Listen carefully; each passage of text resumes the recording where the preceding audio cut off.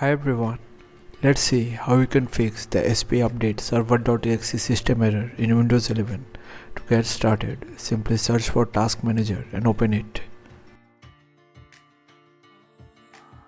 Now in the search box here, type SPUpdate. If you see a process is running, simply right click over it and go to its properties. Now from here, see the name of the software that the process is currently associated with. Once you note it, simply click on OK.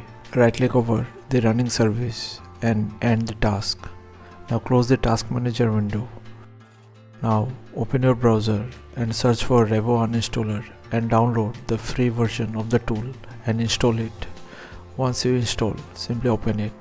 From here, find the software that is causing the issue and simply uninstall it.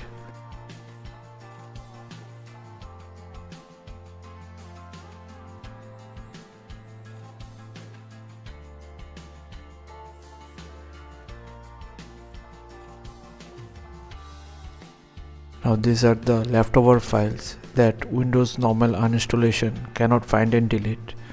That's why I prefer using Revo uninstaller for the job. Now find any related software and uninstall it in the same fashion.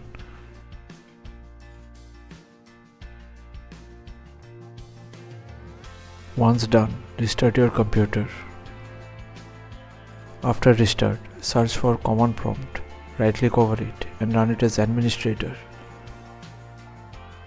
Now type in the command sfc /scan now and hit enter to execute it and wait for the process to finish.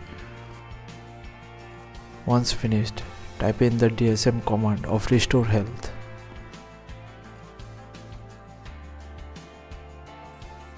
And wait for the same to finish, and once done, restart your computer. After restart, search for MRT and click on it. Now click on next from here, and from these three options perform a full scan of your system.